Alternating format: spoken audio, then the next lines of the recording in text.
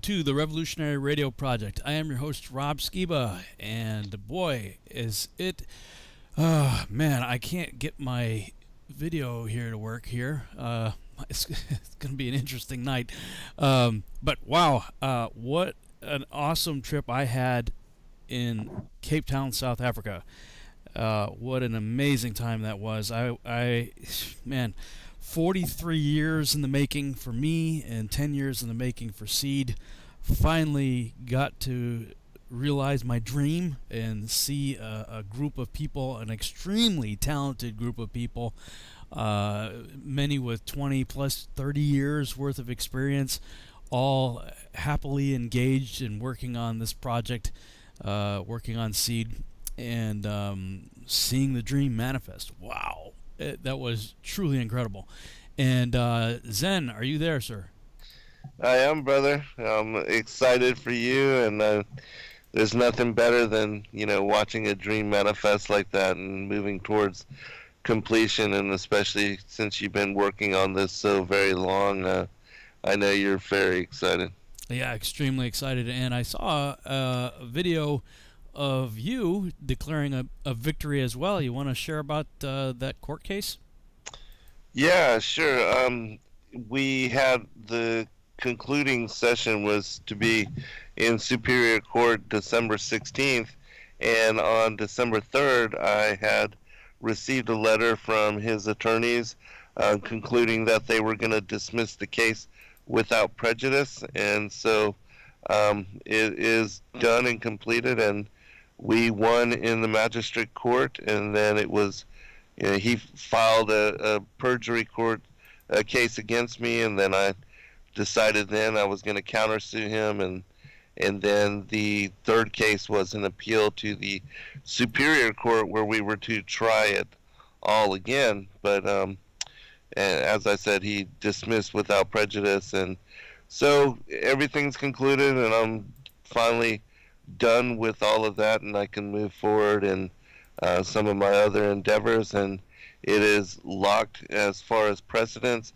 It's in the legal record, and it's found in the, as far as the arguments for the non-existent nature of curvature, my defense and his arguing for the sphericity of the Earth and that he deserved to win the Flat Earth Challenge. All that is, set in the legal record of Barrow County, so it can be found there. People can look it up for themselves and read and study and decide for themselves with regard to the whole question and topic. Yeah, that's amazing, dude. I was praying for you when I found out that there I was. appreciate that. Yeah, I knew that you were going through some of this stuff, and that there was going to be a second round on this, and it was like that he was appealing and all that stuff. I was like, oh brother, man, I know that's no fun. I know you were prepared for it and ready to go, but it's no fun. And to see it all finally thrown out, that's really awesome, man. Yeah, I'm very very happy, and again to be able to move on, because even though I wasn't really stressing it hardcore, it's still something that weighs upon you. Sure. Being sued for $15,000 in a Yeah. in a court of law over something that you're still not certain with regard to judges, and then the whole new world order. I mean, do they want to come out against me and bring out whatever they're going to bring out? And so I was glad to finally have it be done with. Yeah, that's awesome, and that just happened, just like what, this last week. Yeah, this December 3rd is when they sent out the papers. I received them like December 6th or 7th, something like that, and it was we were supposed to try the final appeal case in Superior Court before Judge Mingledorf this past Monday, December 16th at 1 p.m. And so, yeah, it is all done, and can move on now. So I'm glad. Woohoo!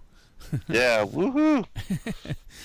Right Good on. news on both fronts, huh? Yeah, fantastic.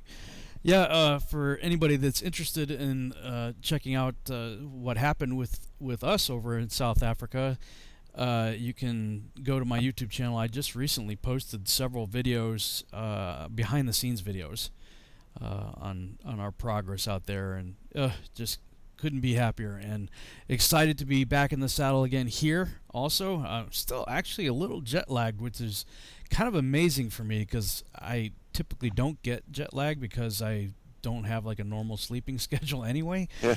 you know, Right. man, I guess because it was nonstop go go go, and just like I was, always maintaining a high level of energy, and I don't know what it is, but ever since I've been back home, I've been like, ugh, like drooling on That's a myself. long journey. Oh How long did man, it take you? yeah. Well, I split it up Yeah. with the holdover in London, and that's Oh, right on. man, that's the way to go if you're gonna do something like that. Because it was pretty much like 11-hour flight. It's like 10. It was between 9 and 11 hours on each leg, and I had 11-hour holdover in London, so I could sleep for a good several hours, in a hotel room or something like that. But yeah, I don't know. Ever since I came back home, I'm like, oh man, I can't get my head back in the game again. But and like I'm a little scattered right now because literally within a second of going live, I was trying to get the YouTube going, and my camera's not working. I'm like, ah. Oh, no. But here we are. We're about ready to jump back in. I'm trying to remember where we left off. I know we dipped our toe in the Book of Enoch, but I don't recall actually really starting it. We went through Yeah, chapter no. 6, I right? think we will begin it this evening. But, it's so funny that looking at the globe, you would fly all the way to London, to go to South Africa. It's just, it's so strange. But then when you look at it on the AE map, then it all kind of makes sense. Well, I did get some good video out the window. Of course, it was a night flight, so you don't really see anything. And I had a window seat, but so I was flying into Cape Town. Let me think. Was it Cape Town or London? I think it was Cape Town. Yeah, it was Cape Town. So I saw the sunrise, and it was actually a really beautiful shot. So you have this like hard black flat line, and then you have this somewhat of a dome-shaped halo as the light was beginning to enter, and just sort of like almost a rainbow color right on the horizon, accentuating the flatness. And I'm looking at the on-screen display, and it says we're at 36,000 feet. I'm looking out that window. I'm like, yeah, you're on crack if you're seeing a curve. There's no curve there. Right. There's no curve there. Right. And I shot it. I got a really good shot of it with my iPhone.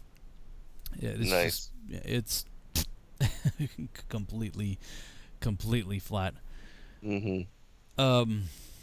So there was something that I was listening to our show that we did, the last one, and you were reading from the I think it was the Targum, and it said something about grabbing a stone for light in the Ark. Do you remember that? Right. Yeah. Yeah. That was the gold that was given to Adam, which was part of what would be the prophetic fulfillment later, the gold, the frankincense, and the myrrh. But a large piece of gold was to provide light, and that's what they used. That I do remember that in, I think it was the Book of Adam and Eve. Right, exactly. Talking about the gold, frankincense, and myrrh, and that it was the gold that illuminated the Cave of Treasures. Is that correct? Right. And so yes. the Targum was backing that up. Right, exactly. Interesting. I posted a video today on Facebook. It was called "Were the Pyramids Built Before the Flood?" ? Have you seen that video before? Mm-mm. It's interesting, and you know Doug Woodward, right? Yes. He's got a book out called Rebooting the Bible. Right. And in that, he's making a really strong case for the Septuagint over the Masoretic text and showing. Right. And I'm certainly aware that there's some major differences, even in the Genesis book that I published, Genesis and the Synchronized Biblically Endorsed Extra Biblical Texts. In that book, I have Genesis in the King James and the Septuagint side by side because there's some notable differences. Yes. And, yeah, I have that. Yeah, and primarily in the lineages, it adds like 100 years to several of the post-flood guys leading up to Abraham. Because I think it's in the Masoretic text. It says that they were like, I don't know, like 35 years of age when they begat so and so, but in the Septuagint, it's like no, it's like 135 years. And when you add back in the hundreds to all these people, I mean, it shifts the timeline well over 600 years, like 650 something years, and then there's other additions, so you end up with like 1,000. And we've talked about this before. Where are we on the timeline? Yes, exactly. And the video, it's on my Facebook page. Let me see if I can share it for those who are watching on YouTube. Apologize, my camera's not working. I don't know what the deal is with that, but anyway, they can look this up on YouTube. Again, the title is "Were the Pyramids Built Before the Flood? Masoretic Text versus Original Hebrew." Oh, by the way, speaking of YouTube, we're still here. Yeah, and amazing, huh? Yeah. Right. I was a bit concerned about that while I was, because I'd never bothered to even look at it while I was in South Africa, and of course the sweeping changes were supposed to begin on December 10th. Of course, it may be a gradual rollout as far as what they're doing, but right. I'm just happy to still be here, happy to see that my channel's still here and that my videos are there and my subscriber count looks like it's still there, so praise God for that, and we'll pray for favor that it continues. But yeah, so if you could check that video out, there's a number of things in it that I do disagree with, that the person who created that video talks about, especially as it concerns the Melchizedek. Joshua, the Targum, some rabbinic commentaries and stuff, point blank tell you that Melchizedek that Abraham encountered after the Genesis 14 war was Shem. Right. But if the if the Septuagint timeline is correct, then that couldn't be. Shem was dead 500 years before Abraham. And of course, they provide no answer for who Melchizedek is, other than to say that, well, based on what you read in Hebrews, they not having any genealogy and no father and mother, that it has to be Yeshua. And I've always had a problem with that. Because no text supports that. Right. That's a massive assumption with no supporting text anywhere. But also because then you'd have a pre-incarnate, incarnate Yeshua ruling and reigning a geographic location for an extended period of time. Right. Right. So if it's not Yeshua and it's not Shem, then who could it be? And there's no other candidates that, if we consider it the Melchizedek an order that dates back to Adam, who has no father or mother. He came from dirt. That's why there's no genealogy. There's no explanation for who the Melchizedek is there. But I'll say, that whole timeline issue certainly opens up a can of worms. Yes. And certainly would require me to change all of my timeline charts, because everything that I've done has been based off, the King James Bible, which comes from the Masoretic text, and Bishop Ussher and Ken Johnson and everybody else that goes off of that timeline. Yeah, and one of the books that I recently wrote, The Ancient Prophecies of Christ, goes into great detail of that 5,500-year prophecy. Years, yeah. Yeah, found in the Gospel of Nicodemus, the first book of Adam and Eve. Another text called the Angel Abaddon, the Angel of Death, the Cave of Treasures, and so a number of sources citing that particular prophecy.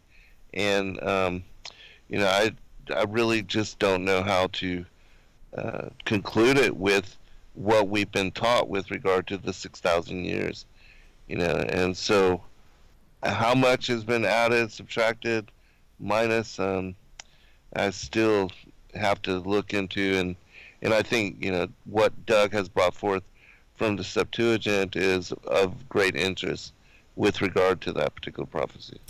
Yeah, I'm very intrigued by that 5,500 years things. It comes up a lot in Right. various ancient texts, and again, I don't know what to make of this because it seems like it's just a huge tangled mess that's going to require a lot to try to untangle. Right. I don't buy the Melchizedek deal that this guy talks about. He also talks about the Great Pyramids, and he says there's no evidence of flood damage. But Dr. Robert Schoch, who's somebody I've actually met and did a conference with, his sort of claim to fame was finding that there was water damage done to Giza, specifically the Sphinx. But I mean, he talks about the whole Giza plateau. So I'm of the opinion that the Great Pyramid was built by the House of Shem, based on the prophecy that was given to, I think it was given to Adam about the flood, and that there were two monuments that were built. And to me, it fits the description of the Isaiah 19 monument that's in the center and at the in the center and the border of Egypt.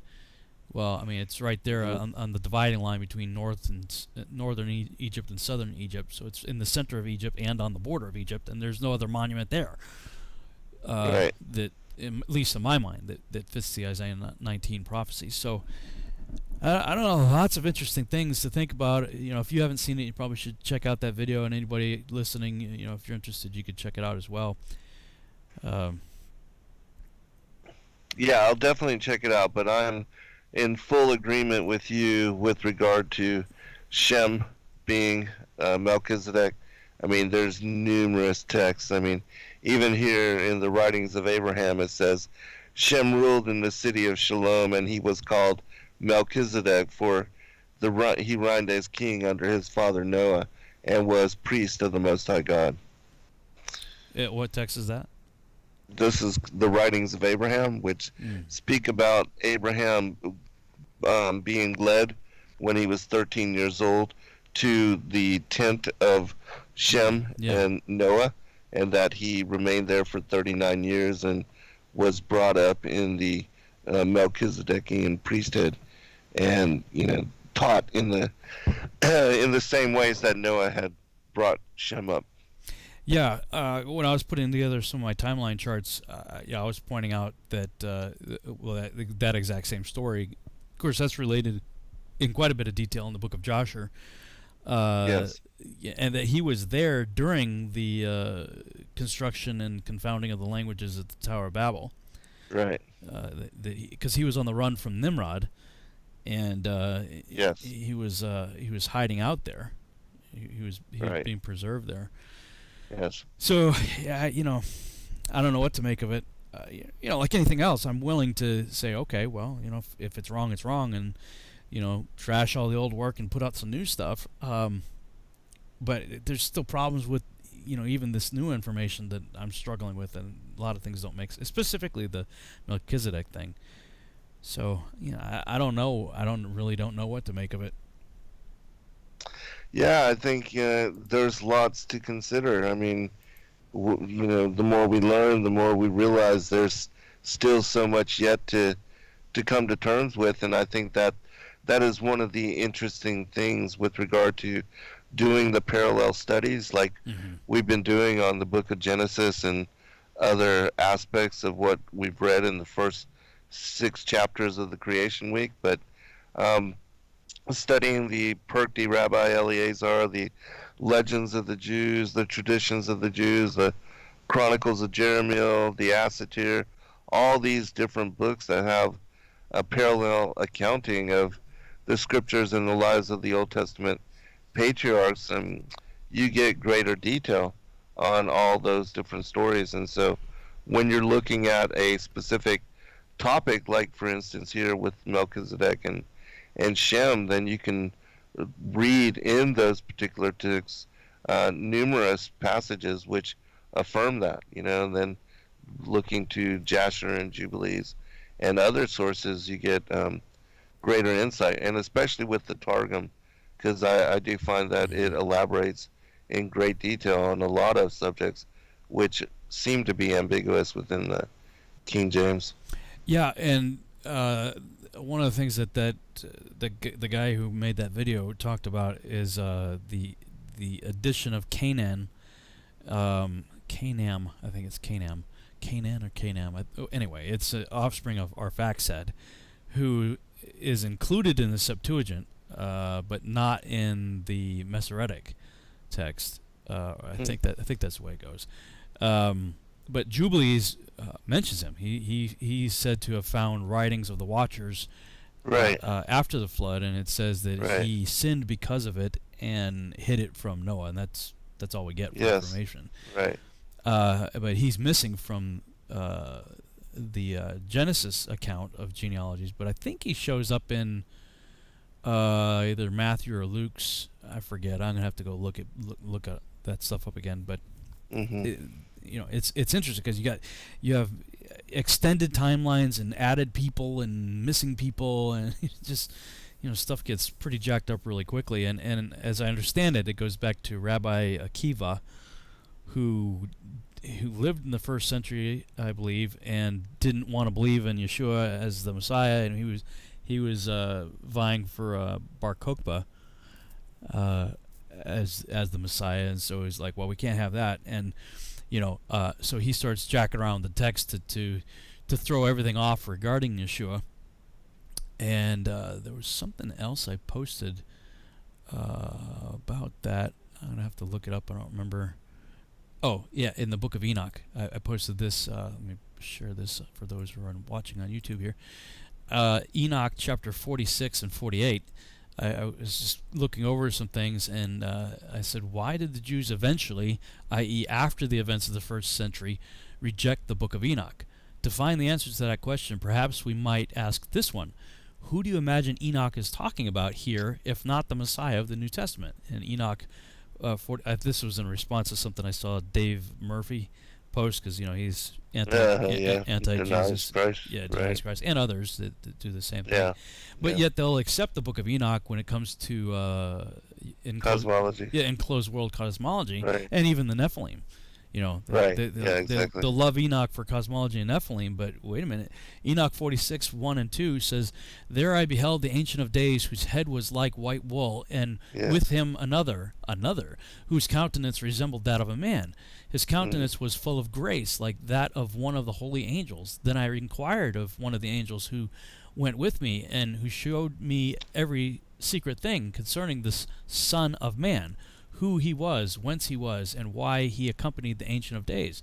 He answered and said to me, this is the Son of Man, to whom righteousness belongs, with whom righteousness has dwelt, and who will reveal all the treasures of that which is concealed, for the Lord of spirits has chosen him, and his portion has surpassed all before the Lord of spirits in everlasting righteousness. And Enoch 48, picking up in verse 2, in that hour was this Son of Man invoked before the Lord of spirits, and his name in the presence of the Ancient of Days. Before the sun and the signs were created, before the stars of heaven were formed, his name was invoked in the presence of the Lord of spirits. A support shall he be for the righteous and the holy to lean upon without falling, and he shall be the light of nations. He shall be the hope of those whose hearts are troubled. All who dwell on earth shall fall down and worship before him, shall bless and glorify him, and sing praises to the name of the Lord of spirits. Therefore the elect and the concealed one existed in his presence before the world was created, and forever. Sounds a lot like John chapter 1.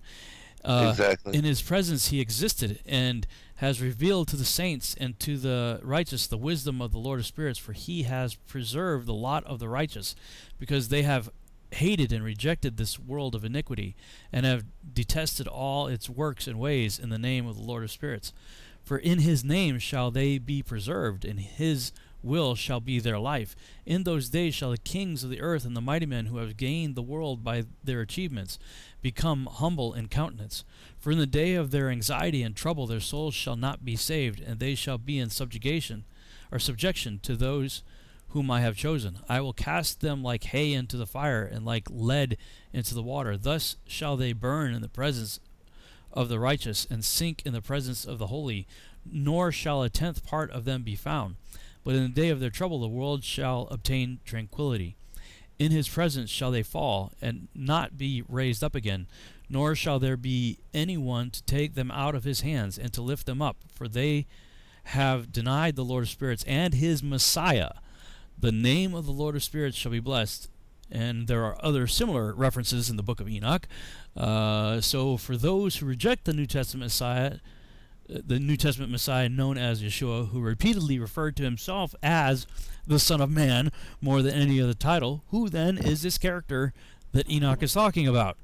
Exactly. Enoch's a very messianic book, so you can understand why. Most certainly. Yeah, the Hebrews, they loved the Book of Enoch up until the first century.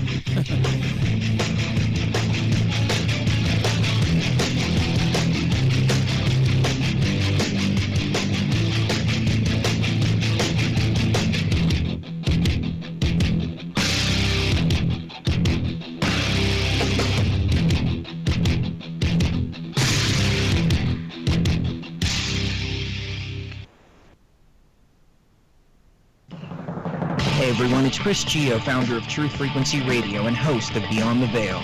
The mainstream media and establishment are running scared right now, and they've prominently featured TruthFrequencyRadio.com as number 89 on the federal government's hit list, also known as the fake news list, which is essentially a list of sites slated for censorship on Facebook, YouTube, Google, and other social media. Now is the time for you to get involved. Share your favorite TFR shows far and wide on forums and social media. Tell your friends and family about your favorite shows. If you're a business owner, get in touch with us to feature your product or service right here on TFR. And if you haven't done so already, become a TFR supporter now and get unlimited commercial-free downloads in high quality. Visit truthfrequencyradio.com/sign-up. Thank you for making TFR the leader in independent and uncensored talk radio. Truth Frequency Radio, your protection from deception. Okay, nurse, let's get this man to the ER stat. Right away, doctor. We see this every day. Heart attack or angina pain due to blocked and clogged arteries. Chelation can remove obstructions or blockages from arteries and help avoid painful and expensive surgery. Now there's Angioprim. It's a liquid oral chelation product that you take with juice. You start to feel the results fast. Angioprim increases blood flow all over the body, and that means more energy and strength to take on the day with less aches and pains. 60 years of research has gone into chelation, and Angioprim is the result. A safe and easy way to unblock your veins and arteries from buildup that slow circulation. Paging Dr. Jones. Please report to the emergency room right away. Log on now for a special radio offer from Angioprim. That's angioprim.com/radio. ANGIOPRIM. Angioprim.com/radio or call 877-882-7221. That's 877-882-7221. More than a dozen astronauts have officially reported UFOs. Hundreds of hours of UFO footage were filmed by astronauts aboard the space shuttle. Many of these UFOs can only be seen in ultraviolet light. Retired former Apollo astronauts and cosmonauts now tell their stories of their own personal UFO encounters.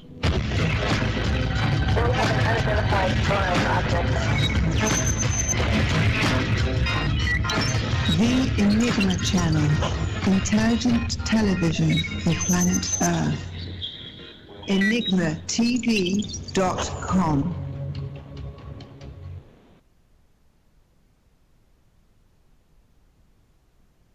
We are TFR. My faith in destiny is all I need to prevail. Truth Frequency Radio.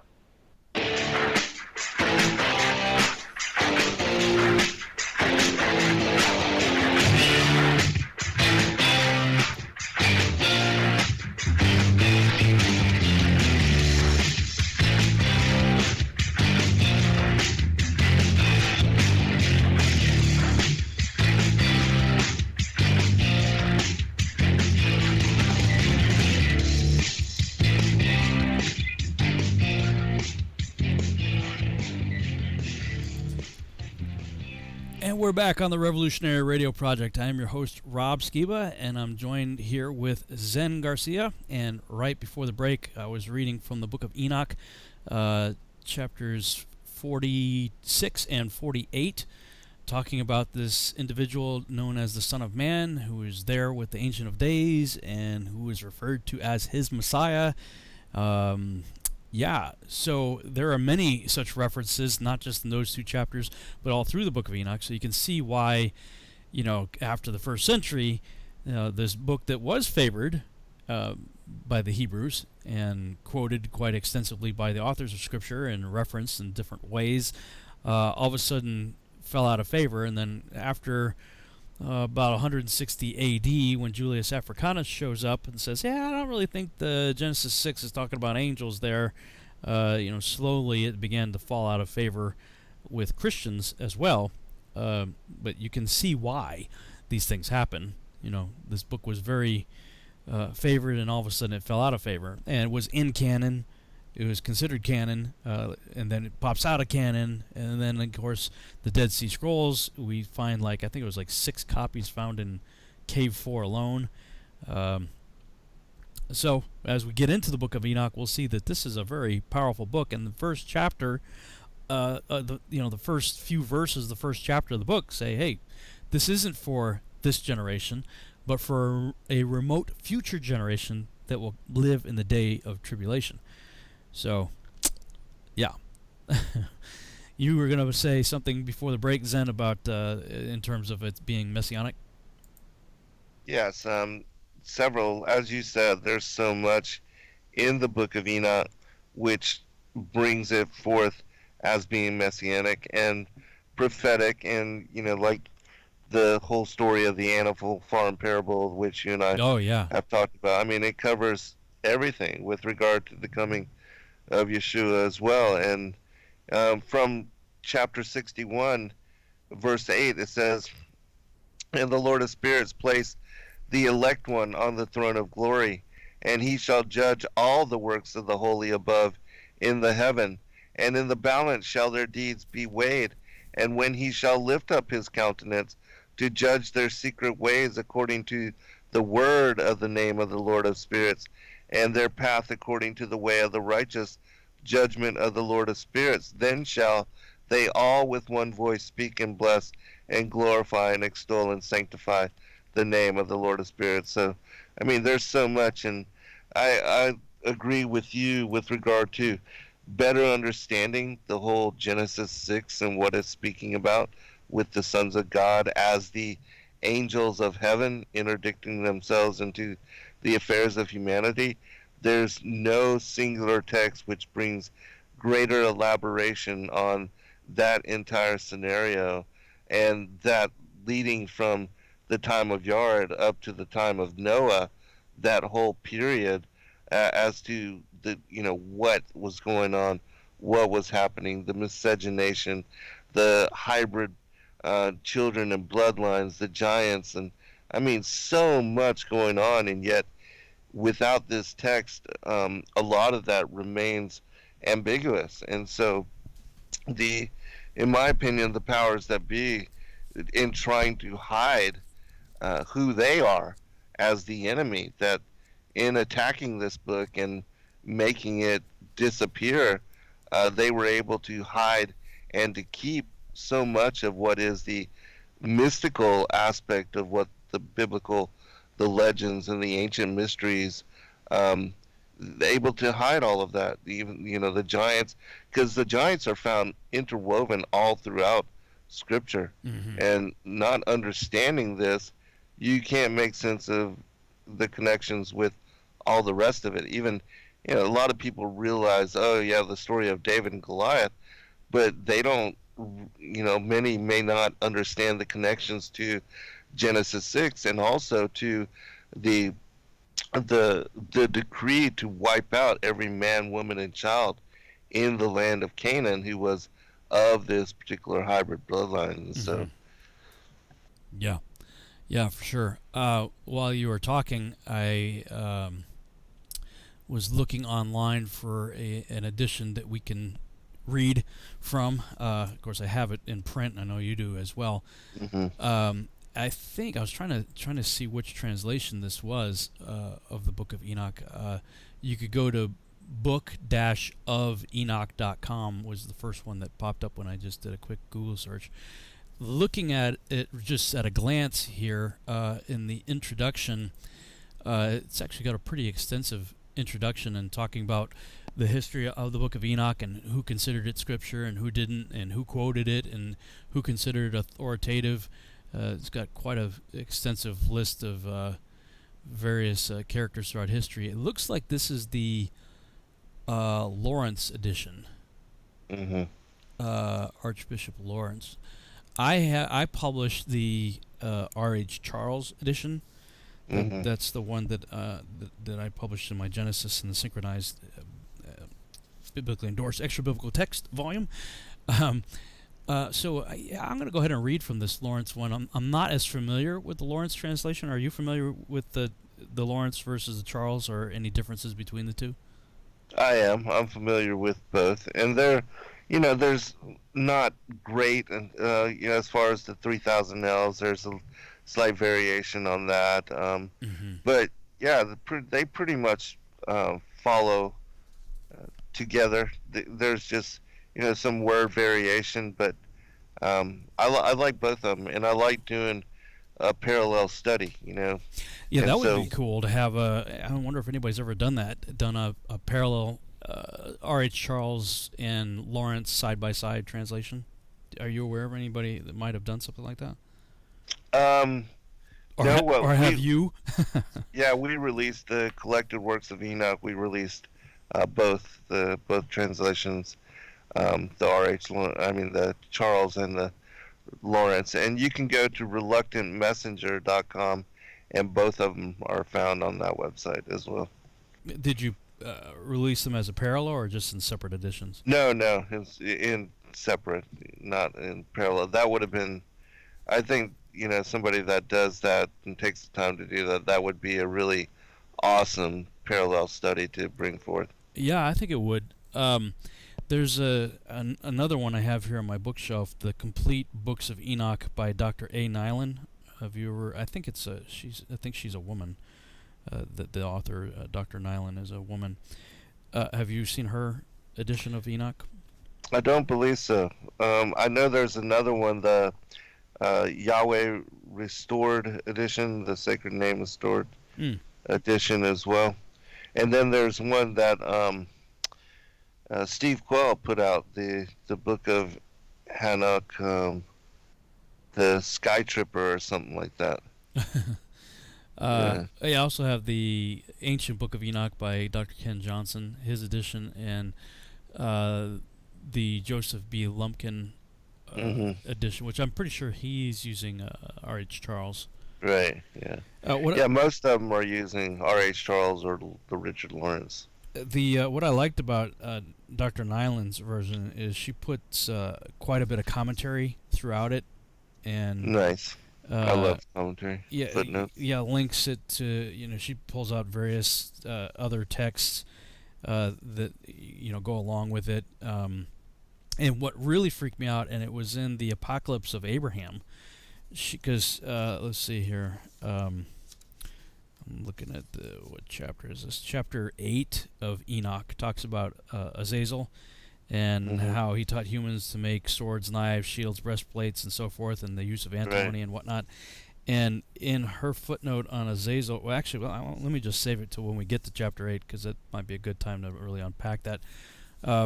You want to just we'll go to start at the beginning here, chapter 1, and it could take us another 14 hours to get to chapter 8 of Enoch. Right. The way we were going before. But, okay, so I'll read from this. Again, if anybody wants to follow along, I've got it up on YouTube here, but if you're listening on the radio, it's book-of-enoch.com. That's where I'm reading from, and it appears to me that this is the Lawrence translation. So, Enoch chapter 1, the word of the blessing of Enoch, how he blessed the elect and the righteous who were to exist in the time of trouble, rejecting all the wicked and ungodly. Enoch, a righteous man who was with God, answered and spoke with while his eyes were open, And while he saw a holy vision in the heavens, and the angels showed me. That's in the R.H. Charles one. It talks about in the time of tribulation, that it was not for this generation, but for a remote one that will live in the time of tribulation. So right off the bat, I'm noticing a difference in that first verse, but right, because the Charles one makes it really sound like it's for us, right? Like for this generation, which makes sense to me, just because of everything that's happening, right? Just like biblical cosmology. Why is it coming out now? In the 21st century of all times. Because I fully agree. You have this massive increase in UFO activity going back to 1947 in Roswell, and from that point forward, and it's like almost every year it's exponentially increasing, and something's coming, and book like this, of course the scriptures, the canonized scriptures, do a really good job too, but Enoch is a slam dunk home run touchdown, for absolutely totally exposing all of that is complete and utter nonsense and impossible, given the cosmology that it describes here. Right. Verse 2, from them I heard all things and understood what I saw, that which will not take place in this generation, but in a generation which is to succeed at a distant period on account of the elect. Okay, so it gets a little closer to what I'm familiar with there. Upon their account I spoke and conversed with him who will go forth from his habitation, the Holy and Mighty One, the God of the world, who will hereafter tread upon Mount Sinai, appear with his hosts, and be manifested in the strength of his power from heaven. All shall be afraid, and the watchers be terrified. Great fear and trembling shall seize them, even to the ends of the earth. The lofty mountains shall be troubled, and the exalted hills depressed, melting like a honeycomb in the flame. The earth shall be immerged, and all things which are in it perish, while judgment shall come upon all, even upon all the righteous. But to them shall he give peace, he shall preserve the elect, and towards them exercise clemency.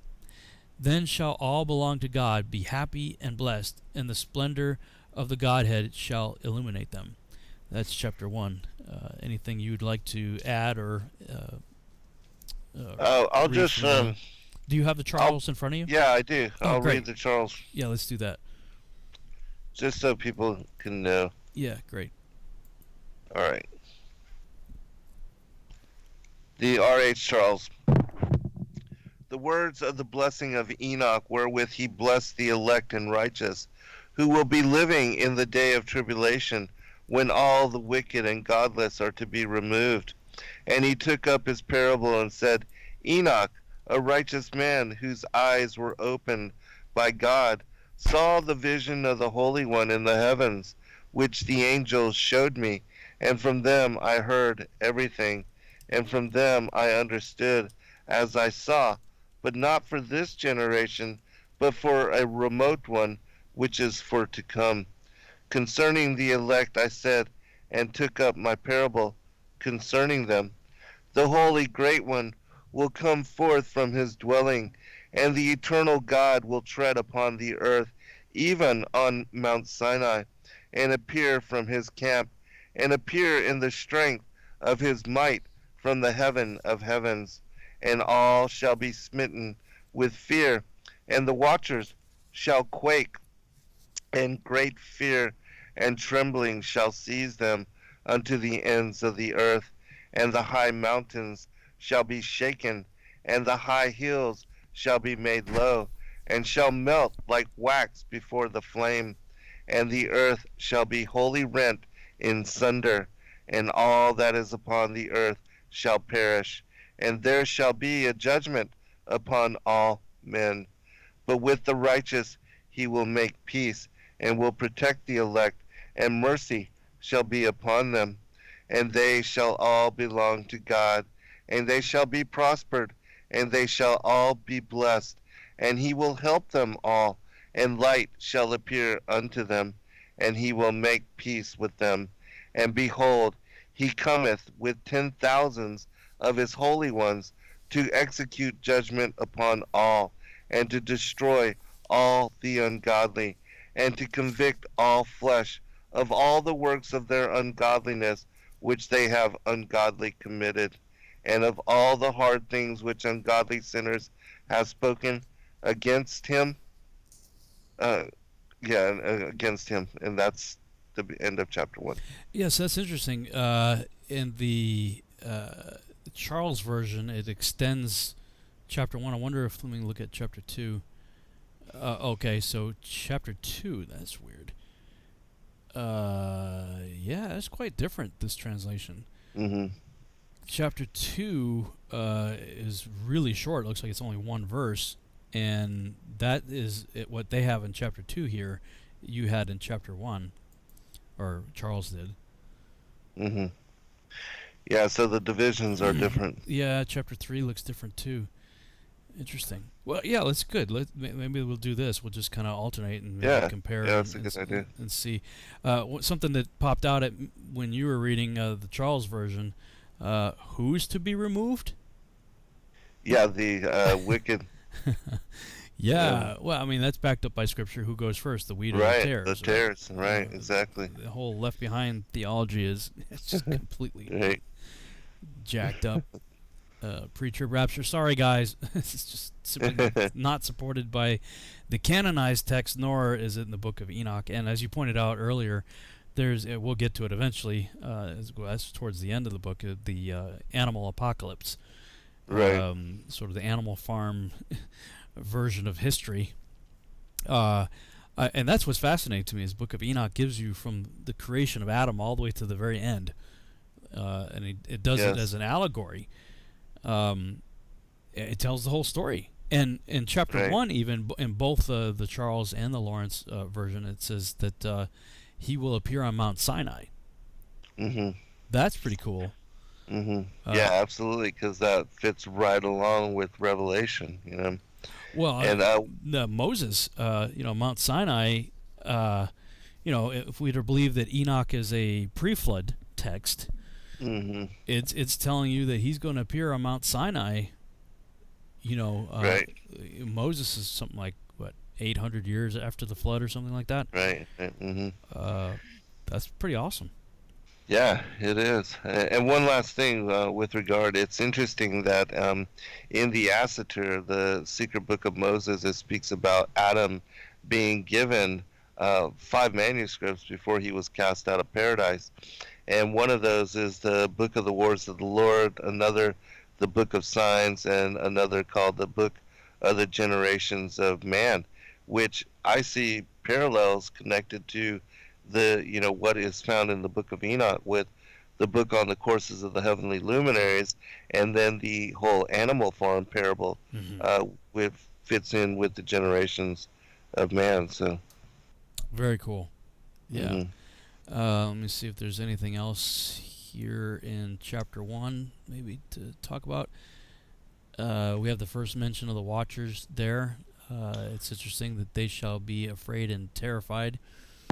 And the context of that, too, is when he appears on Mount Sinai. I never caught that before. Verse 4, who will hereafter tread upon Mount Sinai, appear with his host, and be manifested in the strength of his power from heaven. All shall be afraid, and the watchers be terrified. The watchers be terrified at his coming on Mount Sinai. That's interesting to me. Especially if it's a prophecy of Mount Sinai in the context of Moses.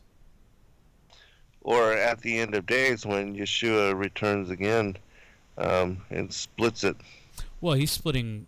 he's splitting the Mount of Olives. Oh, yeah, you're right. Yep. Oh, yeah, that's right. Yeah, you're absolutely right. Mount Sinai would be connected to Moshe being given the Torah. Yeah, absolutely. I never see... I've how many times do we read the Book of Enoch, right? Right. Right now, it's just jumping out at me. Yeah. Wow, that is really... Are you aware of any other texts that might talk about the watchers being terrified at Mount Sinai? No. No, but I'm going to look into, the different parallel accounts to see if I can dig up something further on that. Yeah. All right. Well, let's see here. Chapter 2 in the Lawrence says, "Behold, he comes with 10,000." Let me switch this for people on YouTube. There we go. Behold, he comes with 10,000s of his saints to execute judgment upon them and destroy the wicked and reprove all the carnal for everything which the sinful and ungodly have done and committed against him. And in the footnote on here, it says this is the verse that's quoted by Jude in verses 14 and 15. Yes. And Charles had that in chapter 1, correct? 1, yes. Okay. So I'll go over to chapter 3 here in the Lawrence. It says, all who are in the heavens know what is transacted there. They know that the heavenly luminaries change not their paths, that each rises and sets regularly, every one at its proper period, without transgressing the commands which they have received. They behold the earth and understand what is there transacted, from the beginning to the end of it. They see that every work of God is invariable in the period of its appearance. They behold summer and winter, perceiving that the whole earth is full of water, and that the cloud and the dew and the rain refresh it. That's where chapter 3 ends. What's your chapter 2 and 3 say? Okay, chapter 2 is, observe ye everything that takes place in the heaven, how they do not change their orbits, and the luminaries which are in the heaven, how they all rise and set in order, each in its season, and transgress not against their appointed order. Behold ye the earth, and give heed to the things which take place upon it, from first to last, how steadfast they are, how none of the things upon earth change, but all the works of God appear to you. Behold, the summer and the winter, how the whole earth is filled with water, and clouds and dew, and rain lie upon it. Chapter 3. Observe and see how in the winter all the trees seem as though they had withered, and shed all their leaves, except 14 trees, which do not lose their foliage, but retain the old foliage from 2 to 3 years till the new comes. Yes, that's chapter 4 in Lawrence. It says, they consider and behold every tree, how it appears to wither, and every leaf to fall off, except of 14 trees, which are not deciduous, I don't know that word, which wait from the old to the appearance of the new leaf for 2 or 3 winters. That's just kind of a cryptic, kind of random verse there. It's interesting, though, looking at chapter 3 in the context of chapter 2.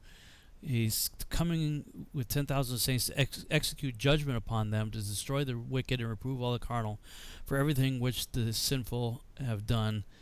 And in that context, it says, all who are in the heavens know what is transacted there. They know that the heavenly luminaries change not their paths. And so, yet Jude talks about wandering stars. So it appears to me that, and we'll get into it later in the Book of Enoch, that there's a class of angels known as the heavenly luminaries, that what we call stars up in the sky are in fact sentient beings. And this is actually confirmed by the canonized text in a number of places throughout the Bible, Old and New Testament, where the stars and the constellations are interchangeably referred to as angels and the hosts of heaven, and the hosts of heaven also interchangeably being a reference for the stars and constellations as well as the armies of God. Yes. And so, when it says that the armies of God follow him who's on the white horse there in the book of Revelation, a lot of people think, and I used to be one of them when I was in the pre-trib rapture camp, we're going to get raptured up there, we're going to have the marriage supper of the Lamb, we're going to hang out, party in heaven, while God the wife beater, jacks up his wife, Israel, for 7 years, and then we're all going to come back and follow Jesus on a horse. So many people teach that it's going to be the Christians riding back on the horses. It doesn't say that. It says the armies of heaven follow behind him. And nowhere is a bride considered an army, or even in the army.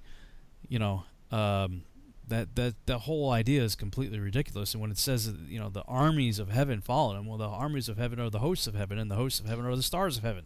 Yes, exactly. So when it talks about all the stars falling, well, the angels are going to file in behind them. In Revelation chapter 12 says that the serpent grabs 1/3 of the stars and throws them down to earth. So that's where we get the idea that 1/3 of the angels went with Satan. Right. So those are coming down, and then when the sky splits open and Yeshua comes on the horse, the armies follow behind him, and the armies are the hosts of heaven, and the hosts of heaven are the angels, and he's the captain of the heavenly hosts. So yes. Again, pre-trib rapture and dispensation theology and all that, it really jacks up the text completely. But in the Lawrence version here, in chapter 3, it says, the heavenly luminaries change not their paths. They know what paths they're supposed to be on. Whoop, we're going to break.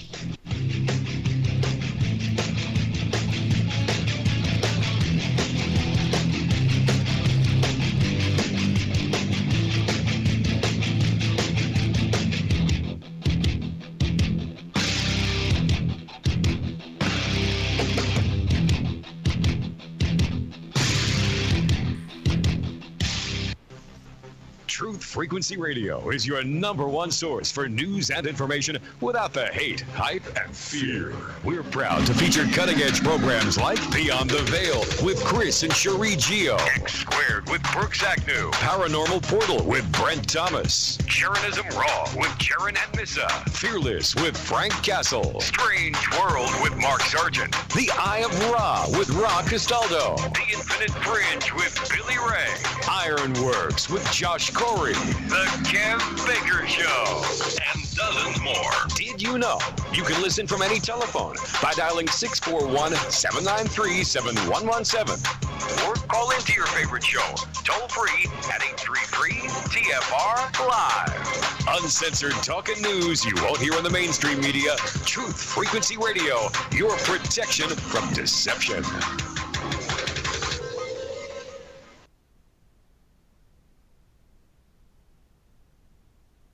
Special report, House impeachment vote. I'm Elliot Francis. President Trump was in Michigan holding a rally when the House voted to impeach him on both articles tonight.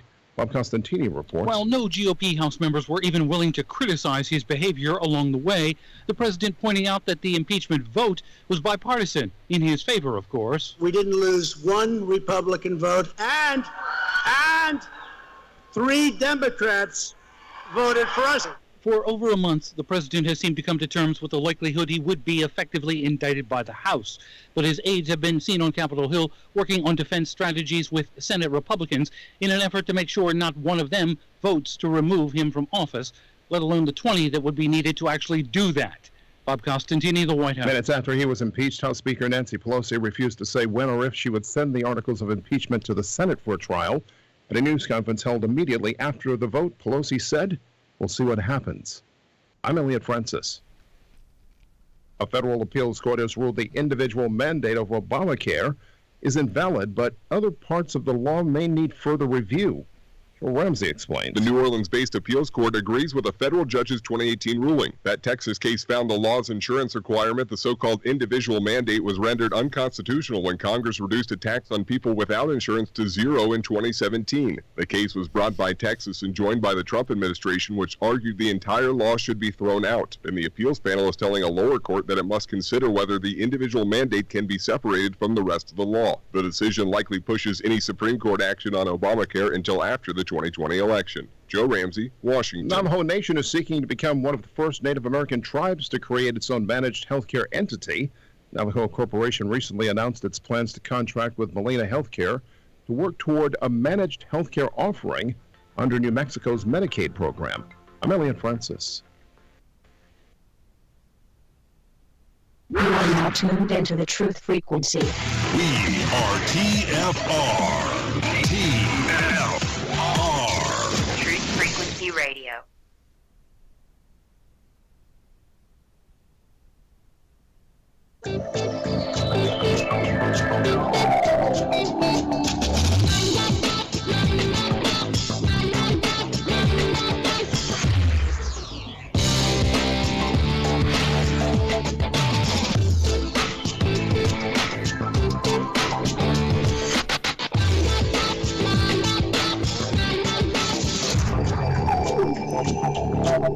back on the Revolutionary Radio Project. I am your host, Rob Skiba, for the second hour of the broadcast. Wow, this is flying by as usual.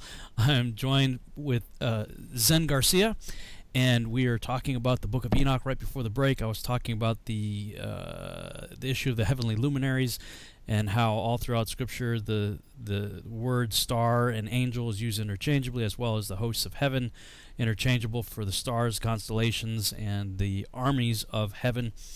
And we're pointing out in the Lawrence translation of Enoch, it says, the heavenly luminaries change not their paths, that each rises and sets regularly, every one at its proper period, without transgressing the commands which they have received.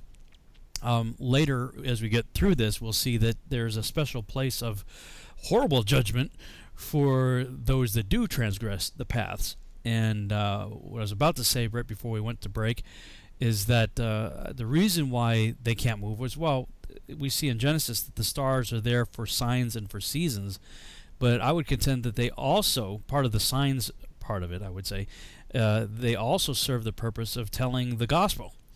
And yes, there's several books, if you people listening haven't heard of before, Gospel and the Stars by Joseph Seiss and Witness of the Stars by E.W. Bullinger. Both really cool books. And another book I got by Andrew Gabriel Roth, I haven't really gone through it as in depth, Wheel of the Stars. It looks like it sort of follows the same concept, that they're telling a story. And if memory serves, it was in, I don't remember if it was Bullinger or Seiss, I think it was Seiss, maybe both of them, talk about how there are different houses of the constellations, and they're grouped in certain ways, and just like the four Gospels, you have four houses of three, right? That each sort of tell the gospel story in their own way, just like, Matthew, Mark, Luke, and John are all telling the same story, but there's little nuances and little things, that each one has that, is different from the other ones. And so if the stars are up there telling a story that is about God's entire plan, then, if the stars deviate and move and change, then they mess up the story, which is why, Yahuwah gets so mad about that. Right. Anything you wanted to share on the concept of the gospel and the stars, or anything that we've covered so far? Yeah, I believe that, the reason and the purpose for the Mazzaroth is to also, like all of creation, tell the story of the coming of Christ and how redemption, preservation, and salvation is through him. Even the story, even like what we talk about with the Seedline Wars, it's also found in the Gemini, the twins, and the enmity between the seed of the woman and the seed of the serpent. All of that plays out in similarity, and so, yeah, I absolutely do believe that the story of the Mazzaroth is the story, of the fall of humanity, how we need to be redeemed, and Christ's war against Satan, the dragon. And how he tries to usurp the same thing of the, trying to overthrow, and 1/3 of the angels of the Most High being led astray. That it's all the same narrative when you really understand the deeper aspect of it. It's all telling the same story of what is the core tenets of our faith. Mm-hmm. Yeah, and in the book of Jude, it talks about the wandering stars that are reserved for judgment. And when I'm looking at that, I'm going, wait a minute, why does God need? Because people say, well, that's the planets, and they do, because the word wandering there is planetes. That's the word from which we get our word planet. But in every case, it's talking about planeo, planetes, all of those, various versions of the word, all have to do with deception, deceit, wandering from truth, over and over and over again. It's talking about wandering from truth. So when we say planet Earth, for instance, we're saying the wandering, deceptive Earth that takes us away from the truth of God's word. Yeah, that's so cool. But it says that these wandering stars are reserved for judgment, and if we're to say, wandering stars or planets, why does God need to judge a rock? Why does he need to judge gas balls? He judges sentient beings that transgress his law. So exactly. And that scripture doesn't really make any sense if we're just thinking about planets. But if we're thinking about sentient beings, and I think it was, I'm trying to remember if it was the first or second Guardians of the Galaxy movie, where the main bad guy was a planet. It was a sentient planet. I think it was Kurt Russell, I believe, played the character, Ego. And at one point they even show the planet at a distance, and it had like a big face, like the planet itself looked like a head with a face on it. But he would manifest himself in humanoid form on Earth, and he took a human wife, and together they made a child, and he was the Rocket Man guy there, Chris Pratt's character in Guardians of the Galaxy. It's like, wait a minute, I've heard that story before. Wandering stars that came down to Earth and mated with women and created the gods of antiquity, the men of renown, things like that. And isn't it interesting that what Jude calls wandering stars, what we now call planets, just so happen to be named after sentient beings that the ancients worshipped as gods? Yeah, it is. It's fascinating, and again, it shows all that whole story of the connection with Lucifer's rebellion, his wanting to be like the Most High, to establish his throne above the stars and the clouds of God, to be in the sides of the north on the Mount of the Congregation. It is all connected to even what we see in the deception with the calendars and the cosmology, the holidays. So many people are involved in idolatry, as we talked about earlier this evening in the show that I did with Dr. Pigeon and Jessica. But so much deception all the way around, and Satan declared it, even going all the way back with his intent that he wanted to divert worship to himself and to be like the Most High. And I think that's really the purpose of the New World Order, is to establish him as this, the false god, and to divert that worship to him. Yeah, you just mentioned you've done a series of shows with Dr. Pigeon. He intrigues me, he fascinates me, and he frustrates me. I mean, how could a guy that smart and who has translated so many books and published them, and the Book of Enoch especially, how can he not see what Enoch is saying? I mean, I understand the arguments that he tries to make, where he in my mind, does an amazing mental gymnastics tap dance routine, like when he was debating you on Flat Earth, and what he does with the canonized text, as so many others do. He's not the only one. I mean, so many others try to grossly mangle firmament into meaning air, gas in the vacuum of space, and circle into globe, and what have you. And so we're used to that, but Enoch doesn't give you that kind of latitude. I mean, especially chapter 72 through 83, the course of the heavenly luminaries, is complete and utter total gibberish when you have the heliocentric globular Earth concept of cosmology. I mean, it makes no sense at all. I mean, have you challenged him on that? I haven't listened to your shows that you've done with him, but we did the whole debate. Well, I remember the debate, but that was mostly you were dealing, as I recall, it seemed like you were dealing more with the canonized text in the debate. And we were, but again, when somebody's just stuck in their position and they're unwilling to examine the other aspects of truth with regard to cosmology, what do? You can't. It's like the whole thing. You can lead a horse to water, but you can't make them drink. And so it's like with other people, even with Danny Faulkner and your position with him.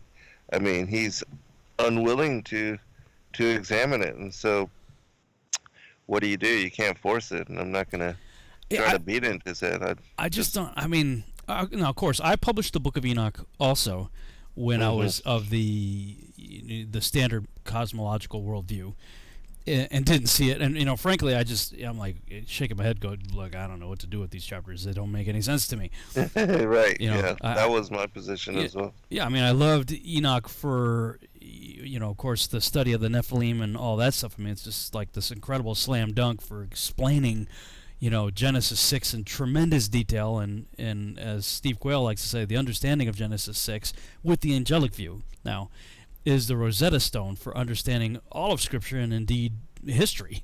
Right. Frankly.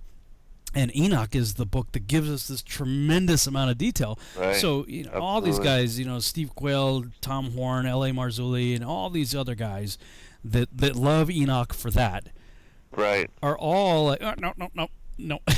What, yes. What is it? Chapter 86, or I forget the chapter, but one of the later chapters. The lofty roof. It tells you like 4 or 5 times that the lofty roof, which is a hard structure, opened up, and Genesis tells you the windows of heaven. Windows are put into hard, solid structures, opened, and it like 4 or 5 times it says that it filled that enclosure.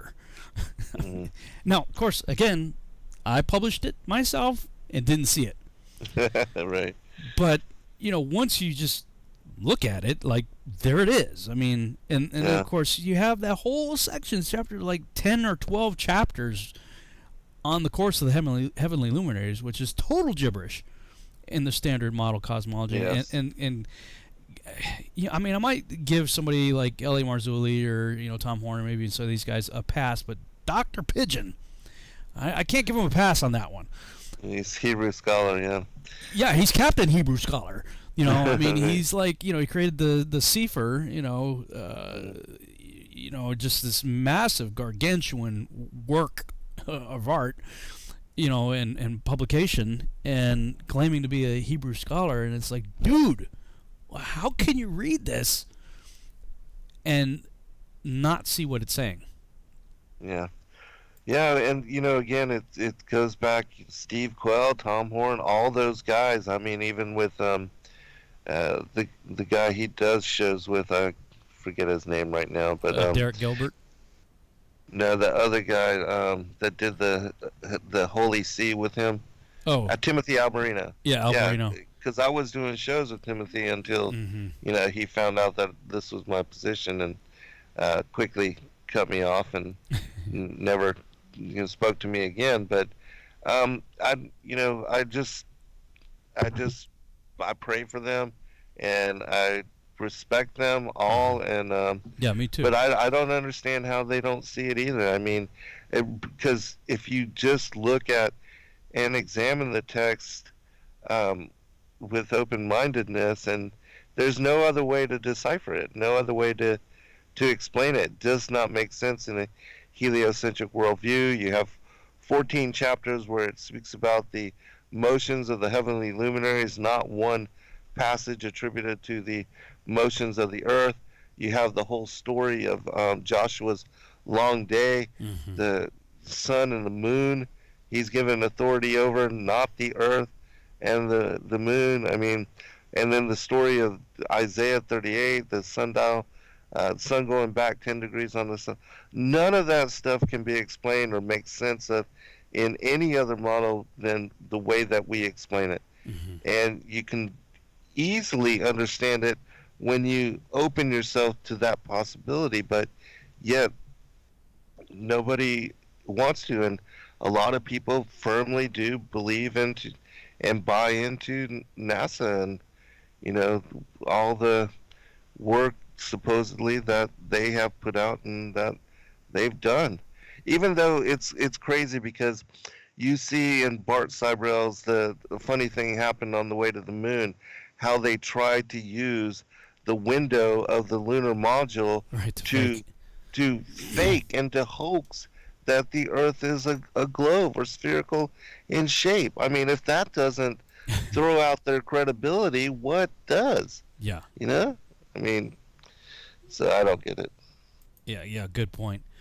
Well, let's continue here in the Book of Enoch. I'll do a screen share here again. Chapter 3, 4, let's see. So the chapters are different in the Charles versus... so you read about the trees already, so I read that. Right. Let's see, I guess we're on 5. And that'll take us... I'll do 5 and 6, because that'll get us right into... Well, at least in the Charles version. I don't know where it does here in the Lawrence version, but 6 of Enoch is the parallel to Genesis 6. So, chapter 5 in the Lawrence translation. Again, they consider the days of summer, and the sun is upon it at its very beginning, while you seek for a covered and shady spot on account of the burning sun, while the earth is scorched up with fervid heat, and you become incapable of walking either upon the ground or upon the rocks in consequence of that heat. Chapter 6. They consider how the trees, when they put forth their green leaves, become covered and produce fruit, understanding everything and knowing that he who lives forever does all these things for you, that the works at the beginning of every existing year, that all his works are subservient to him and invariable, yet as God has appointed, so are all things brought to pass. They see, too, how the seas and the rivers together complete their respective operations, but you endure not patiently, nor fulfill the commandments of the Lord, but you transgress and calumniate. I'm not sure what that calumniate or whatever. His greatness and malignant are the words in your polluted mouths against his majesty. Ye withered in heart, no peace shall be to you.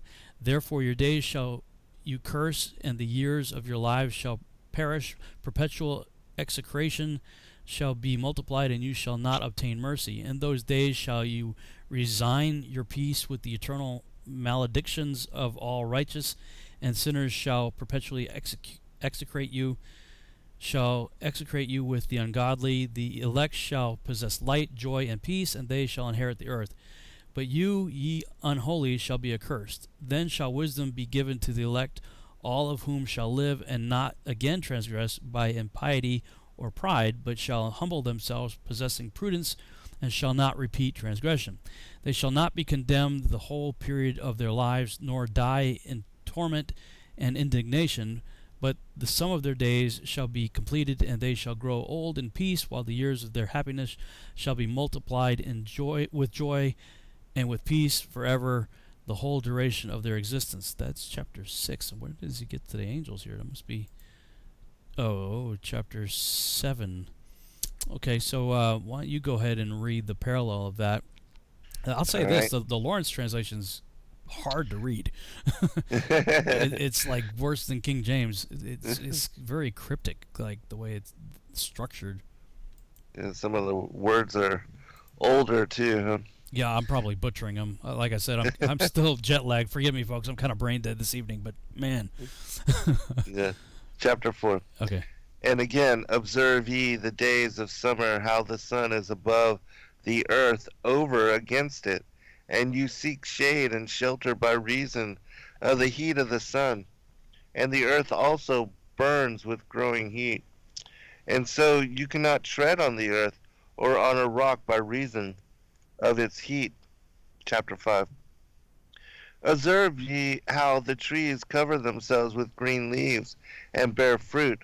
Wherefore give ye heed and know with regard to all his works, and recognize how he that liveth forever hath made them so. And all his works go on thus from year to year forever, and all the tasks which they accomplish for him, and their tasks change not. But according as God hath ordained, so is it done. And behold, how the sea and the rivers in like manner accomplish and change not their tasks from his commandment. But ye have not been steadfast, nor done the commandments of the Lord, but ye have turned away and spoken proud and hard words with your impure mouths against his greatness. O ye hard-hearted, ye shall find no peace. Therefore shall ye execrate your days and the years of your life shall perish, and the years of your destruction shall be multiplied in eternal execration, and ye shall find no mercy. In those days ye shall make your names an eternal execration unto all the righteous, and by you shall all who curse, and all the sinners and godless shall imprecate by you, and for you the godless there shall be a curse, and all the shall rejoice, and there shall be forgiveness of sins, and every mercy and peace and forbearance. There shall be salvation unto them, a goodly light. And for all of you sinners, there shall be no salvation, but on you all shall abide a curse. But for the elect, there shall be light and joy and peace, and they shall inherit the earth. And then there shall be bestowed upon the elect wisdom, and they shall all live and never again sin, either through ungodliness or through pride. But they who are wise shall be humble, and they shall not again transgress, nor shall they sin all the days of their life, nor shall they die of the divine anger or wrath, but they shall complete the numbers of days of their life, and their lives shall be increased in peace, and the years of their joy shall be multiplied in eternal gladness and peace all the days of their life. I actually had to look up the word execrate. It's not a word that I'm used to. What is it? It means to detest utterly, abhor, abominate, to curse, imprecate, evil upon, damn, denounce, to utter curses. Execrate. All right. And yeah, to express great loathing for is another definition for it. Mm-hmm. So, I was surprised that the Charles version also had that in there. I'm like, yeah, I gotta look this up. Right. So, in the Charles version, it's chapter 6, which parallels Genesis chapter 6, is where we get into the angels. In the Lawrence version, it's in chapter 7. And it's considered section 2. So the Book of Enoch is historically divided up into sections with like different themes for each section. And so section 2 certainly appears to be where we get into the issue of Genesis 6. So in the Lawrence version, it's chapter 7. In the Charles, it's chapter 6. I'll read it here in the Lawrence. It happened after the sons of men had multiplied in those days that daughters were born to them, elegant and beautiful. And when the angels, the sons of heaven, beheld them, they became enamored of them, saying to each other, Come, let us select for ourselves wives from the progeny of men, and let us beget children. Then their leader, Semjaza, said to them, I fear that you may perhaps be indisposed to the performance of this enterprise, and that I alone shall suffer for so grievous a crime. But they answered him and said, We all swear, and bind ourselves by mutual execrations. Now it's using execrations again. It's implications, I think, or imprecations in the Charles, I believe, right? Right. Mutual imprecation. That we will not change our intention, but execute our projected undertaking. And they swore all together, and all bound themselves by mutual execrations. Their whole number was 200, who descended upon Ardis, which is the top of Mount Armon. Okay, Armon being Herman. Yeah. I haven't heard Ardis before. Is that in the Charles also? Ardis? Ardis? It says no, Mount Hermon here. Okay, so Armon being a derivative spelling of Herman. That mountain therefore was called Armon, because they had sworn upon it and bound themselves by mutual execrations. Now I just read that execrations was expressions of loathing, curses. That's kind of bizarre. Anyway, 9, verse 9. These are the names of their chiefs. Semjaza, who was their leader. Oh boy, I'm going to butcher these names here. Arakabaramil. Arakabaramil. Kabil, Tamil, Ramuel, Danel, Askiel, Serachniel, Asiel, Armers, Batral, Anain, Zavib, Saviel, Artiel, Turel, Yam, Yael, Arazel. These are the prefects of the 200 angels, and the remainder were all with them. Then they took wives, each choosing for himself whom they began to approach and with whom they cohabited, teaching them sorcery, incantations, and the dividing of roots and trees. And the women conceiving brought forth giants, whose stature was 300 cubits. These devoured all which the labor of men produced, until it became impossible to feed them, when they turned themselves against men in order to devour them. Going to break. All right.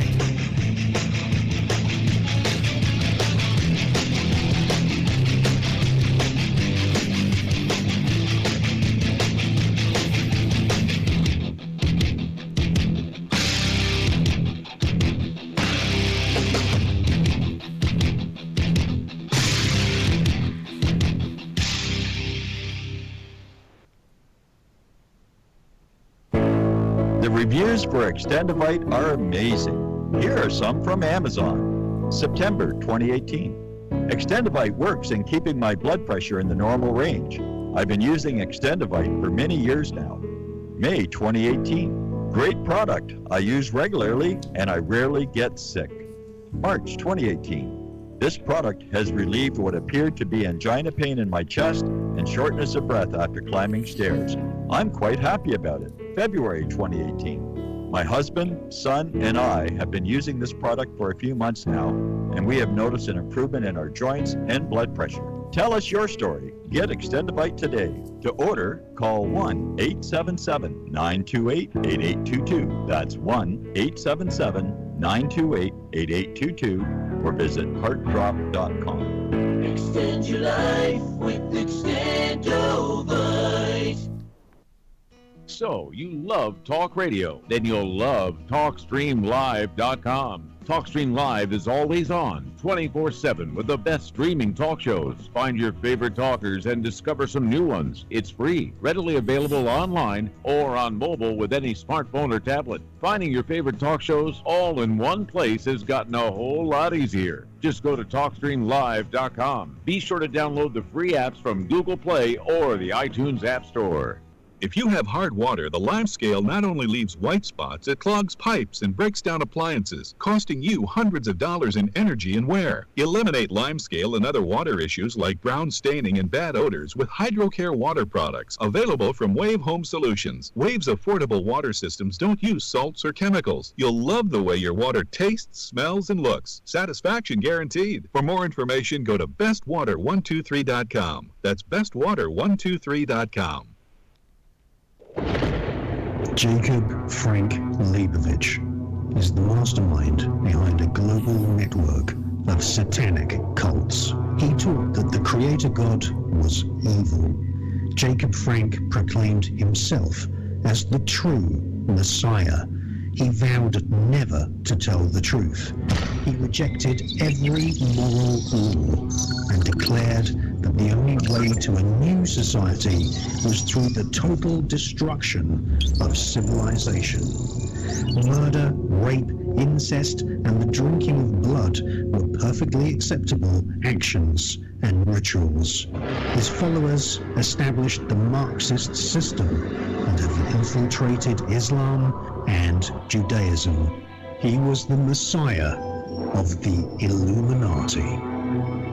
EnigmaTV.com. No hate, no hype, no fear. We are TFR. Frequency Radio.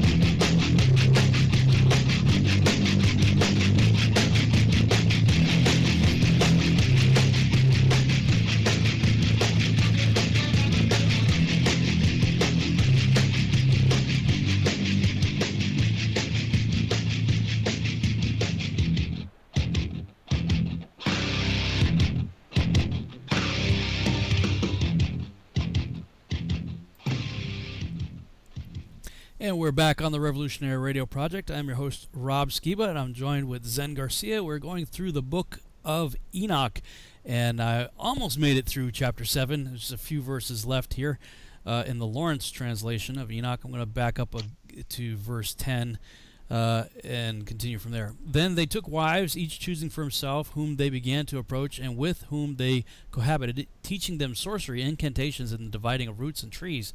And the women conceiving brought forth giants, whose stature was each 300 cubits. These devoured all which the labor of men produced, until it became impossible to feed them, when they turned themselves against men in order to devour them, and began to injure birds, beasts, reptiles, and fishes, to eat their flesh one after another, and to drink their blood. Then the earth reproved the unrighteous. And I'll stop there. All right. And from the R.H. Charles. And it came to pass, when the children of men had multiplied, that in those days were born unto them beautiful and comely daughters. And the angels, the children of the heaven, saw and lusted after them, and said to one another, Come, let us choose wives from among the children of men, and beget us children. And Semyaza, who was their leader, said unto them, I fear ye will not indeed agree to do this deed, and I alone shall have to pay the penalty of a great sin. And they all answered him and said, Let us all swear an oath, and all bind ourselves by mutual imprecations, not to abandon this plan, but to do this thing. Then swore they all together, and bound themselves by mutual imprecations upon it. And they were in all 200, who descended in the days of Yared on the summit of Mount Hermon, and they called it Mount Hermon, because they had sworn and bound themselves by mutual imprecations upon it. And these are their names. These are the names of their leaders: Semyaza, their leader; Arkabal, Ramiel, Kokabel, Tamnel, Ramnel, Daniel, Ezekiel, Berechiel, Azazel, Armaros, Batarel, Tamlel, Ananel, Zaklel, Samsakpiel, Satarel, Turel, Jomjael, Sariel. These are their chiefs of tens. Chapter 7. And all the others together with him took unto themselves wives, and each chose for himself one. And they began to go in unto them, and to devour themselves with them. And they taught them charms, and enchantments, and the cutting of roots, and made them acquainted with plants. And they became pregnant, and they bare great giants, whose height was 3,000 ells, who consumed all the acquisitions of men. And when men could no longer sustain them, the giants turned against them, and devoured mankind. And they began to sin against birds and beasts and reptiles and fish, and to devour one another's flesh and drink the blood. Then the earth laid accusation against the lawless ones. And imprecation means a spoken curse. Oh, so it would be similar to the execrate. Mm-hmm. Huh, so I always thought of it more like a vow, but it's a... That's what I thought too. They gave a mutual curse. That's kind of... Well, I mean, it certainly did bring a curse, because Semjaza, he's like, look, I have a feeling I'm going to go through with it and you guys aren't, and I'm going to be the one that has to pay for this. And they identified it as a great sin. Right. And, basically everybody I always took it as everybody, nope, we're all in, and they swore an oath to, everybody go through with it. But this is saying they swore a curse. Well, I mean, they doing what they did certainly did bring a curse upon them. Now, verse 9... so this is interesting, because this is where the Charles and the Lawrence catch up. I think what Lawrence tried to do is keep the sections separated, because in yours, in the Charles version, it begins with the angels cohabitating with women, and he's lumped it all into a section. Lawrence did section 7, where you got it split, right? You go from 6 to 7, right? Unless your section 2 begins in chapter 6, is that maybe how yours is divided? It seems to be, the Genesis 6 part is equal to chapter 6. Yeah. And then they took wives of all which they chose. That moves into chapter 7. Okay. So, yeah. All right. So, let me put the text back up on the screen. The names are slightly different. Of course, we're both doing our best, probably butchering them. Right. But you had, some pretty significantly different names in verse 9. And I'm looking at Dr. Nyland's. She also appears to be quoting from the Lawrence. Hers looks similar to my list. She has a footnote there. It says Aramaic texts have an earlier catalog of the Watchers' names, and it's also a derivation of them. So that's kind of interesting. What I found interesting, though, is, okay, they pick women for themselves to be wives, but first they start teaching them how to mess with plants, right, before they were able to conceive. Because it says, in verse 10, teaching them sorcery, incantations, and the dividing of roots and trees, and the women conceiving brought forth giants in verse 11. So it appears through some sort of witchcraft and the use of roots and plants and things of that nature that they probably had to do something to be able to conceive. At least that's the way I see it here. Yeah, well, again, it could be some kind of genetic type of something that made prepares it, them, prepares possible. them for conception. Right. Now, the Charles version says that their stature was 3,000 ells. Dr. A. Nyland, as well as, she's, I guess, probably using the Lawrence here, cites it as 300 cubits. Right. Which I find interesting, that's the same dimension as the length of the ark. That the ark was 300 cubits in length, which is roughly 450 feet. Somebody in the chat room was saying that 3,000 ells is 2.1 miles, I think they said. Well, Lawrence doesn't agree with that, neither does Dr. A. Nyland. And I've read other things, too, as well, assigning the 3,000 ells to 300 cubits, which is still massive. 450-foot giants. Right. We think of that like, our brains can't even calculate that, conceive of something like that. Although the Greeks had no problem with that. They called them the Titans. Yes, exactly. In fact, in the, I think it was Wrath of the Titans or Clash of the Titans, one of those movies, when they're resurrecting Kronos, they bring him back and they depict him as a 450-foot tall, massive giant.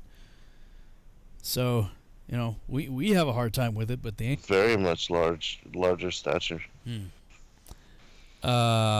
So, of course, growing to such massive sizes, they were very hungry. Any other comments you might have on those chapters?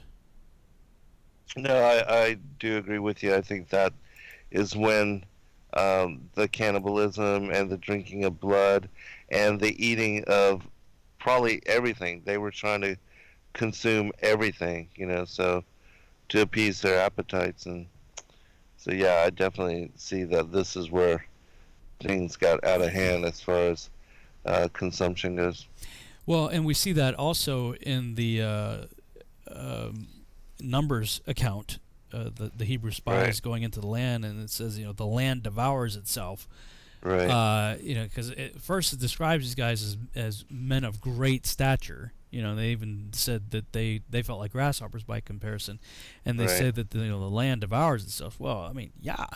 If you consider how big these guys were, and I don't have Doug Hamp's book in front of me, but in his book Corrupting the Image, he kind of breaks down what a diet might look like for somebody like Aga Bashan, for instance, and and assuming about a 15-footer in that case. I forget how many. It was like dozens.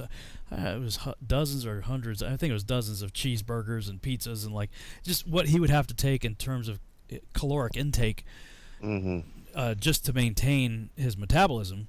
At rest. Never mind considering the dude was a warrior.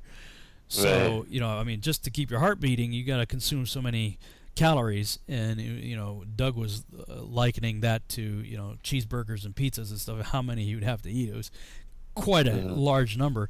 But when I was looking at the text of the Book of Numbers, and it talks about the Hebrew spies bringing one cluster of grapes, and it took two men and a pole, carrying this. When I was doing my research for my second book, Archon Invasion, and I just happened to be looking at that account there, Sheila brought in a bowl of grapes, and there was a good-sized cluster, a single cluster of grapes in that bowl. And so I was like, huh. So I went into the bathroom, and I held up the cluster of grapes to my head just to get a size comparison. And, the cluster of grapes that I had was pretty close to the size of my head.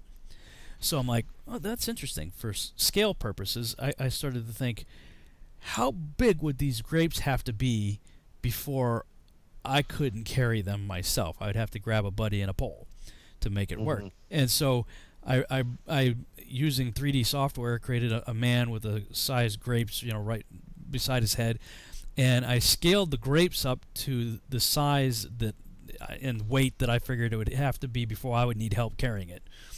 And when I did that and sized up a person with the head proportionate to the size of the grapes that I was scaling up, it came up to a minimum of 25, 26 feet tall.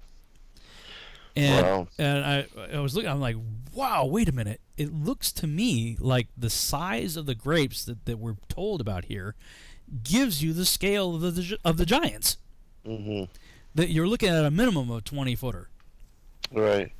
Yeah, it's interesting, considering the crops that couldn't have just grown naturally. There had to have been genetic some kind of weirdness implemented there to get crops to grow of that large size as well. And, them feeding giants and giants living in that land, that perhaps even with the way that they were able to breed with these women, even though the Kebra Nagah says that they were born unnaturally and split open the navels of their mothers and came forth that way and killed their mothers in being born.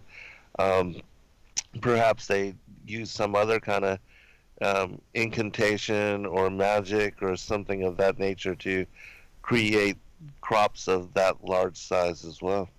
Well, I mean, it makes sense that they would have to, maybe this is, we can understand the spirit behind GMOs. Right. I mean, for 5,000-6,000 years, depending on which timeline you want to go with, as we talked about at the beginning, right. Yeah. We had no problem eating tomatoes just the way they were. Tomatoes, whatever. Different foods are fine just the way they were. And all of a sudden, we got to genetically modify everything, and well, actually, I think we can go ahead and jump into chapter 8 because I want to talk about antimony. So that's where it's in I think maybe both translations might parallel each other at this point, but we are introduced to Azazel in Enoch chapter 8. So let me share the screen here. What do we got? 15 minutes left in the broadcast? Okay. Enoch chapter 8 in the Lawrence translation. Moreover, Azazel taught men to make swords, knives, shields, breastplates, the fabrication of mirrors, and the workmanship of bracelets and ornaments, the use of paint, the beautifying of the eyebrows, the use of stones of every valuable and select kind, and of all sorts of dyes, so that the world became altered. Now, the Lawrence translation doesn't use the word, but Charles uses antimony here. He taught antimony. Verse 2, impiety increased, fornication multiplied, and they transgressed and corrupted all their ways. Amazarek taught all the sorcerers, the dividers of roots. Armors taught the solution of sorcery. Barkael taught the observers of the stars. Akabiel taught signs. Tamil taught astronomy. And Azazel taught the motion of the moon, and men being destroyed cried out, and their voice reached to heaven. I'll stop there and let you read your version. Okay. And Azazel taught men to make swords and knives and shields and breastplates, and made known to them the metals of the earth and the art of working them, and bracelets and ornaments and the use of antimony, and the beautifying of the eyelids and all kinds of costly stones, and all coloring tinctures. And there arose much godlessness, and they committed fornication, and they were led astray and became corrupt in all their ways. Semyaza taught enchantments and root cutting, Amoros the resolving of enchantments, Barakiel taught astrology, Kokobel the constellations, Ezekiel the knowledge of the clouds, Arakiel the signs of the earth, Shamsiel the signs of the sun, and Sariel the course of the moon. And as men perished, they cried, and their cry went up to heaven.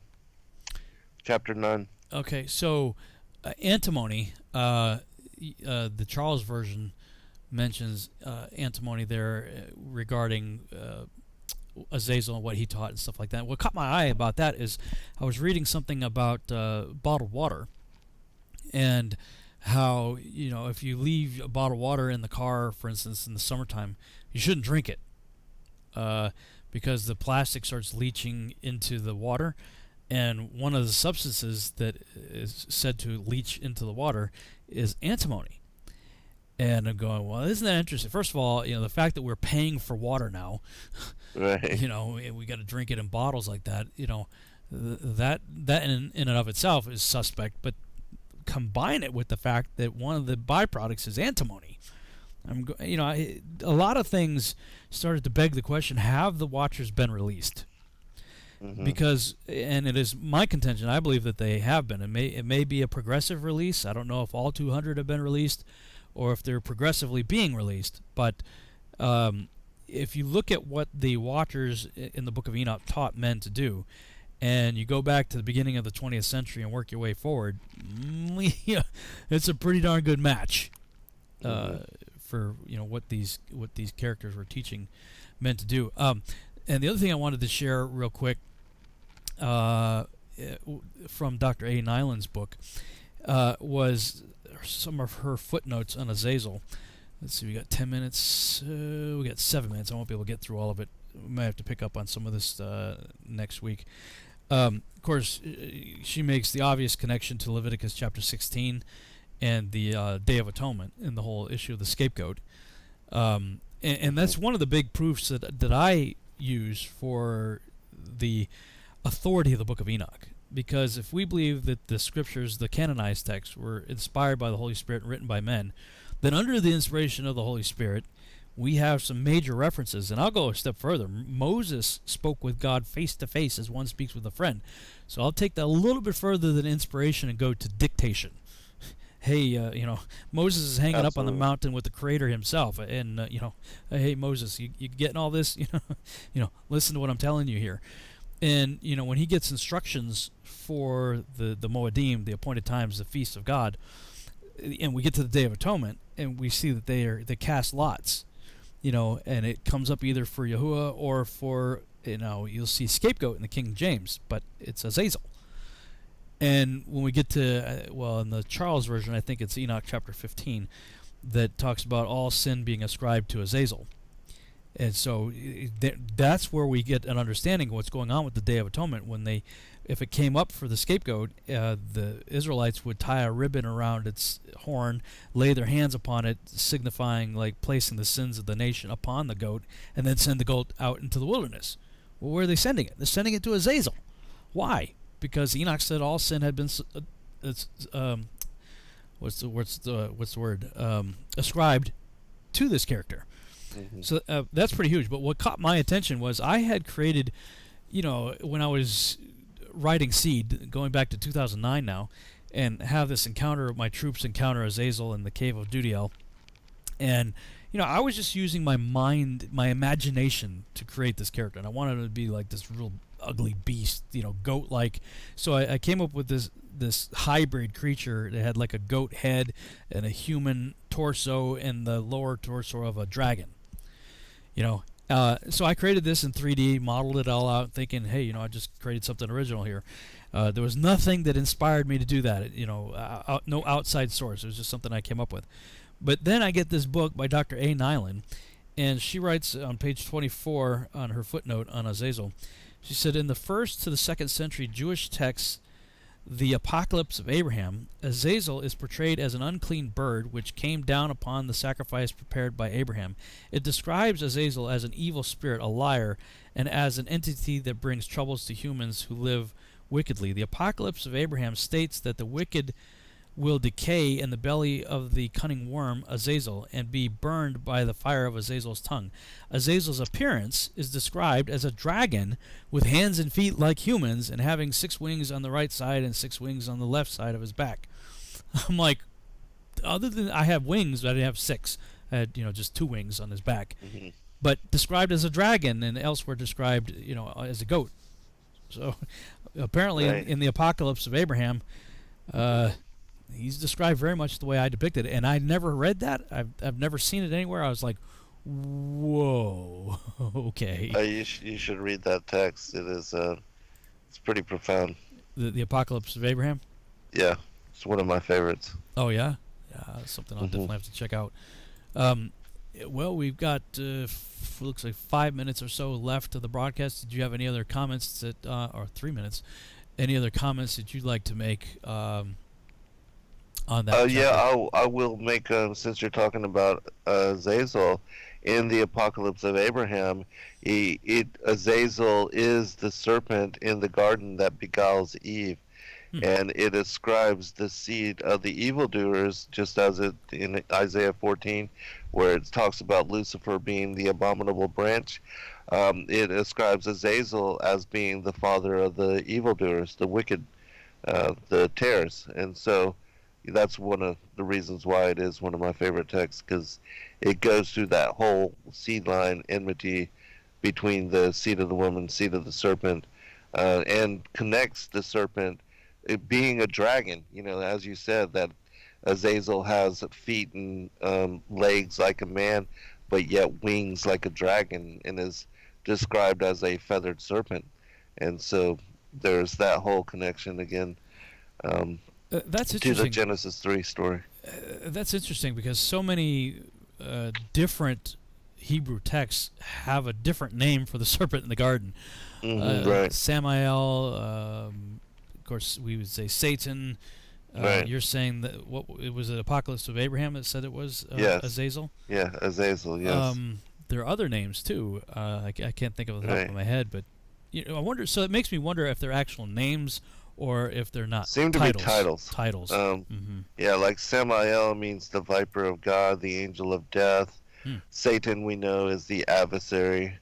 And even Semyaza means my name is Aza, which Azazel, is Aza plus El, and so it seems to be the same kind of thing.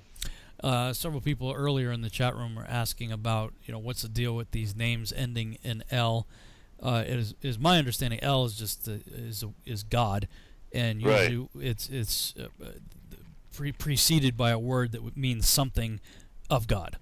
Right, so, and they were all angels, and so they were all angels of God, sons of God, even before their fall. So, yeah, and that's something I would point out too, because some people get they get this idea in their mind that fallen angels are like a different breed of angel, and I say no. Look, especially when it comes to I got Rh negative blood. Does that mean I'm unredeemable?